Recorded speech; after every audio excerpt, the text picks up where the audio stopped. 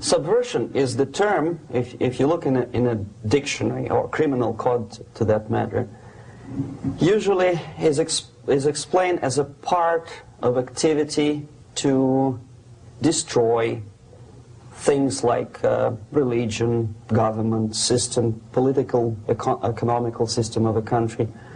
And usually it's linked to espionage and such romantic things as blowing up bridges, sidetracking trains, cloak and dagger activity in Hollywood style. What I'm going to talk about now has absolutely nothing to do with the cliché of espionage or KGB activity of collecting information.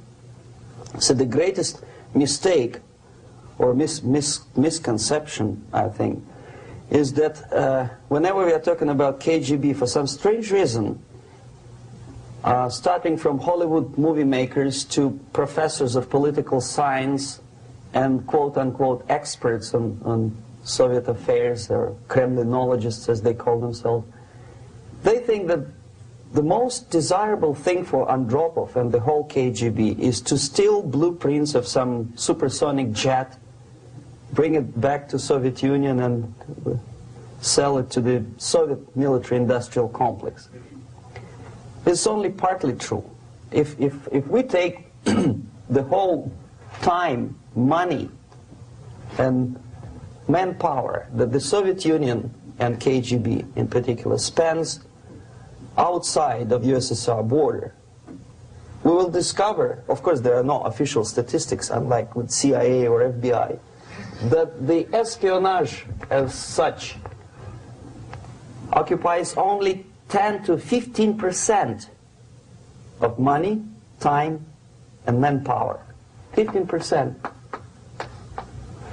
of the activity of KGB. The rest, 85%, is always subversion. And unlike a dictionary of English, Oxford Dictionary, subversion in Soviet terminology means always a destructive, aggressive activity aimed to destroy the country, nation, or geographical area of your enemy. So there's no romantics in there, absolutely. No blowing up bridges, no microfilms in Coca-Cola cans, nothing of that sort. No James Bond nonsense. It's most of this activity is overt, legitimate, and easily observable if you give yourself time and trouble to observe it. But according to the law and law enforcement systems of the Western civilization, it's not a crime.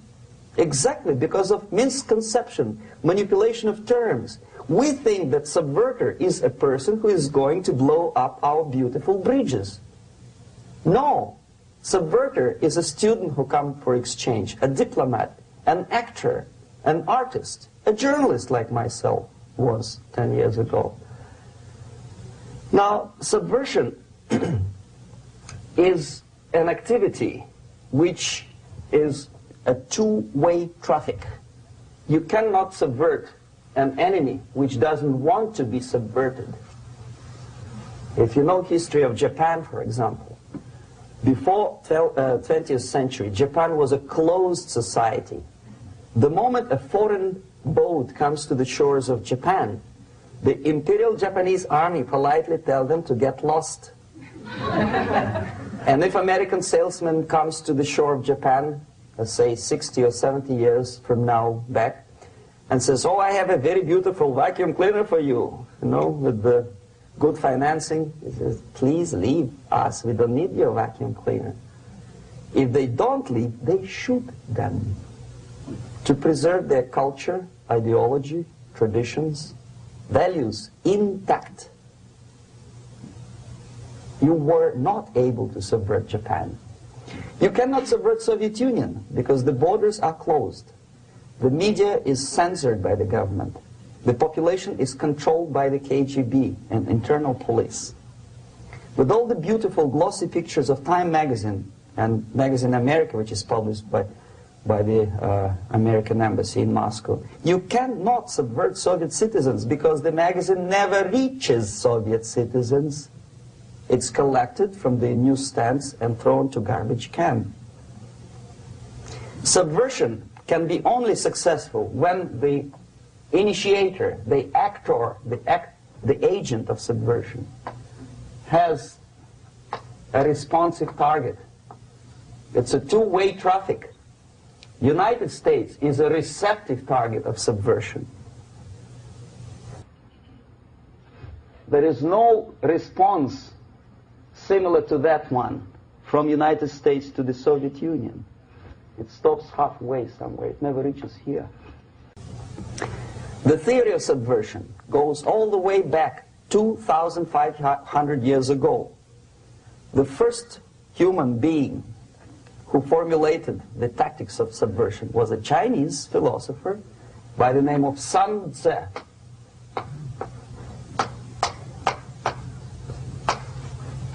2,500 years BC.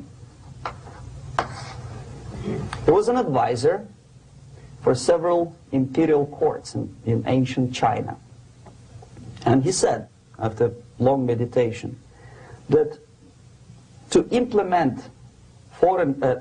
state policy in a warlike manner, it's the most counterproductive, barbaric, and inefficient to fight on a battlefield.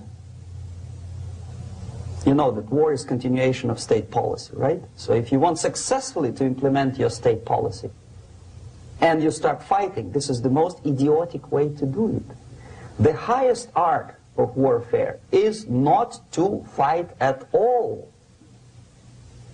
but to subvert anything of value in the country of your enemy, until such time that the perception of reality of your enemy is screwed up to such an extent that he does not perceive you as an enemy, and that your system, your civilization, and your ambitions look to your enemy as an alternative, if not desirable, then at least feasible. Better red than dead. That's the ultimate purpose, the final stage of subversion, after which you can simply take your enemy without a single shot being fired, if the subversion is successful. This is basically what subversion is. As you see, not a single mentioning of blowing up bridges. Of course, Sun Tzu didn't know about blowing up bridges. Maybe there were not that many bridges at that time. But the basics of subversion is being taught to every student of KGB school in USSR and to officers of military academies. I'm not sure if the same author is included in the list of reading for American officers, to say nothing about ordinary students of political science. I had difficulty to find the translation of Sun Tzu in the library of a university in Toronto and later on here in Los Angeles.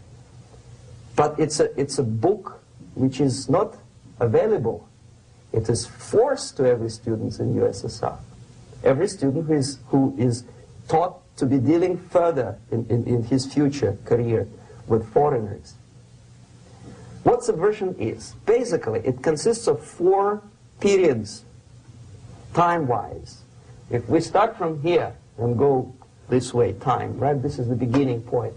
The first stage of subversion is the process which is called, basically, demoralization. It says for itself what it is.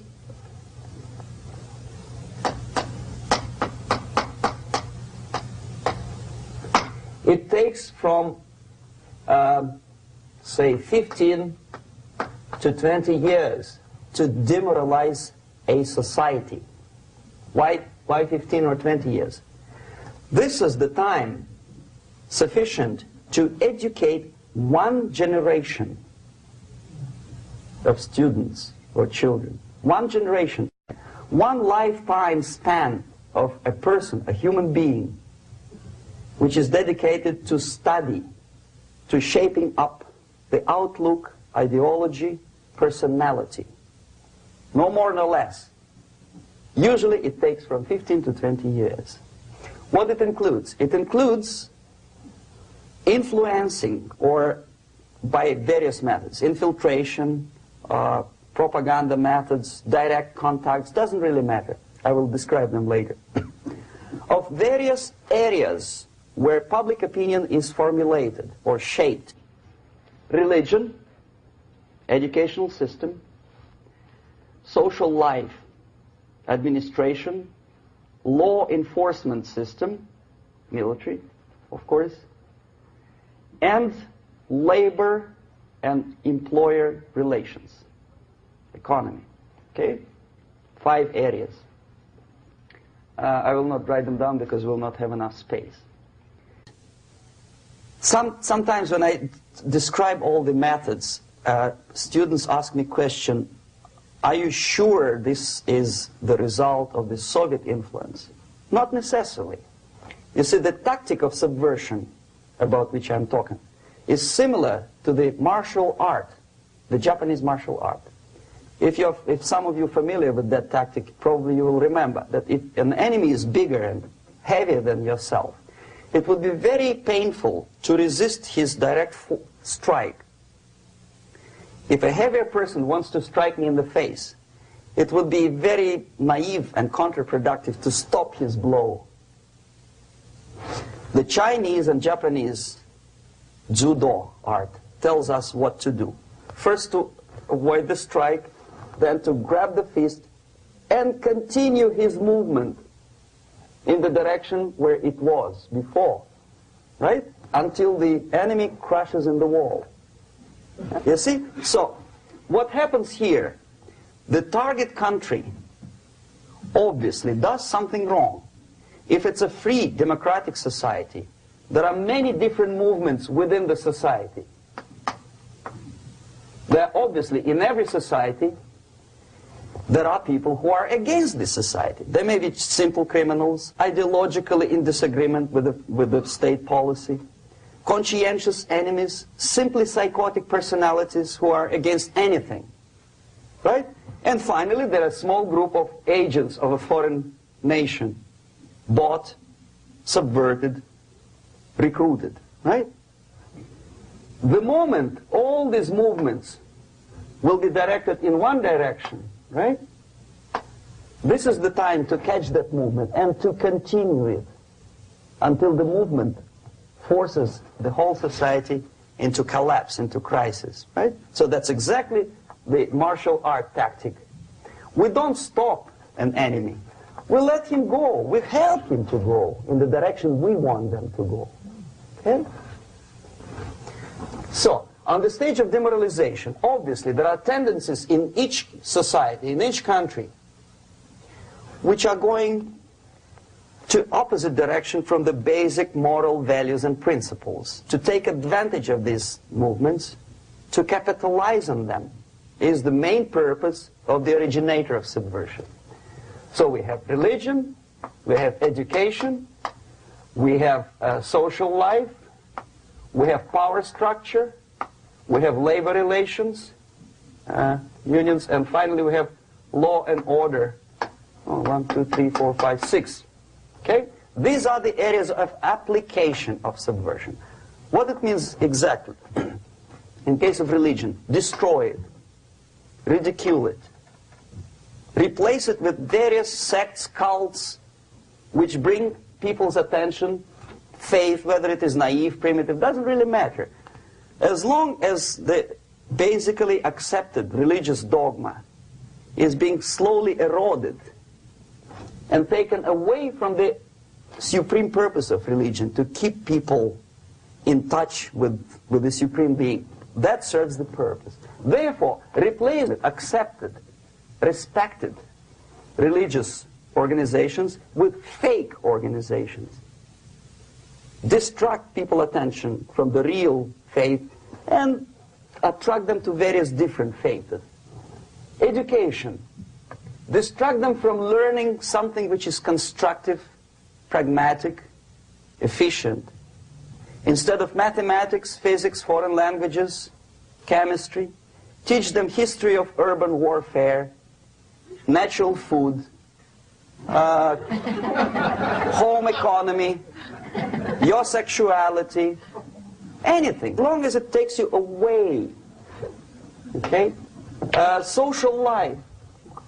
Replace traditionally established institutions and organizations with fake organizations. Take